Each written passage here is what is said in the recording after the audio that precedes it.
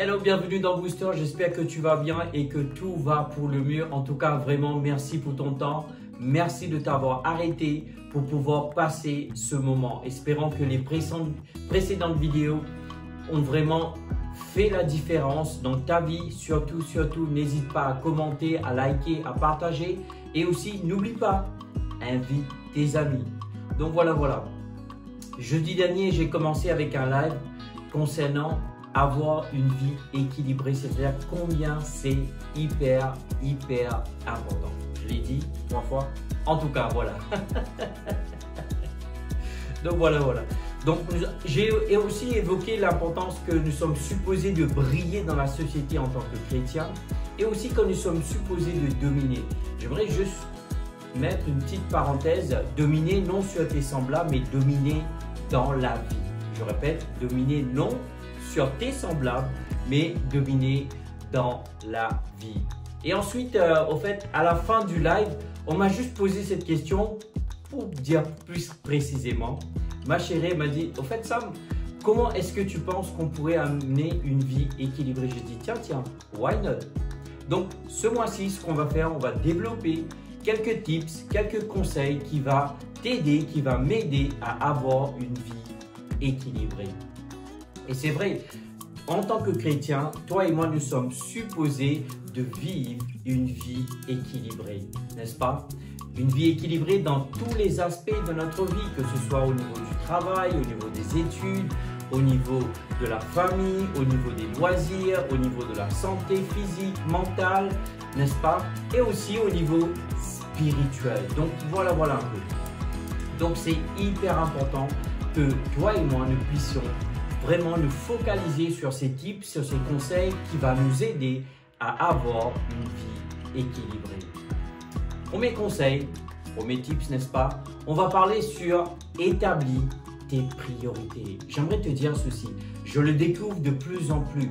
Des fois, tu vois, on a un bon cœur, on a un cœur miséricordieux, on a un cœur qui veut toujours aider et c'est bien, n'est-ce pas? C'est pas mauvais en soi. En tout cas, on veut toujours tout faire en même temps, etc. Laisse-moi te dire, tu ne pourras pas tout faire. J'ai pris conscience, à ma grande surprise. Je ne peux pas être partout et je ne peux pas tout faire. C'est-à-dire, je ne peux pas être sur tous les fronts. En grosso modo, je choisis mes combats. Donc ça déjà, ça m'aide au fait à me stabiliser et à m'équilibrer dans la vie. Comment? Tout simplement à établir mes priorités. Souvent, en fait, dans le ministère, dans l'église, souvent, il y a des groupes qui tu sais, hein, ils sont leaders, meneurs ou meneuses dans ces différents départements, etc. Ils attendent qu'on soit toujours là. Mais au fait, on ne peut pas être partout. Donc, je dois choisir mes combats. Donc, toi aussi, j'aimerais te conseiller. Premier tips, premier conseil, aujourd'hui, c'est que tu dois choisir tes priorités. Au fait, cela varie en fonction des circonstances, mais néanmoins, il est hyper important de connaître tes priorités. En grosso modo, je termine avec ce premier conseil. Localise tes priorités et une fois que tu les localises, focalise-toi à 100%. Je répète, localise tes priorités et une fois que tu les localises, focalise-toi à 100% dessus. J'aimerais continuer avec un deuxième conseil.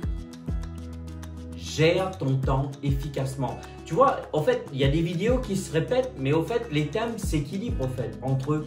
C'est hyper important en fait à apprendre à gérer ton temps. En fait, le fait de ne pas apprendre à gérer ton temps, tu vas voir que tôt ou tard, tu vas être surpris, tu ne pourras plus gérer au fait. Souvent, tu vas dire, oui, mais en fait, comment je vais faire ci, comment je vais faire ça? J'étais supposé d'accomplir ci, j'étais supposé de rendre ce projet. Mais quand tu commences à établir comment gérer ton temps, tu commences à gérer une liste de to-do list, comme on dit liste des tâches en français, mais bon, puisqu'on est plus anglophonisé maintenant, n'est-ce pas? En tout cas, to-do list, n'est-ce pas? Avoir des agendas ou sinon des applications pour planifier ton emploi du temps. Par exemple, souvent, entre Vanessa et moi et les enfants, maintenant, nous avons un agenda en commun. Quand nous avons des rendez-vous, nous le mettons et tout le monde est au courant. Qu'est-ce que je fais? Où je vais? Qu'est-ce que je dois faire?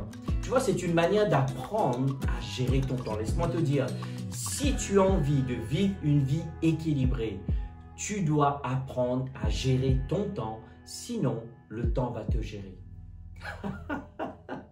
J'espère que tu m'as bien entendu. Donc, je répète, apprends à gérer ton temps efficacement.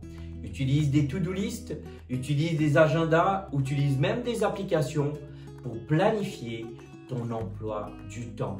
Et assure-toi, une fois que tu as planifié, une fois que tu as établi, consacre-toi à chaque aspect important de ta vie. Père, j'aimerais te remercier pour ce soir.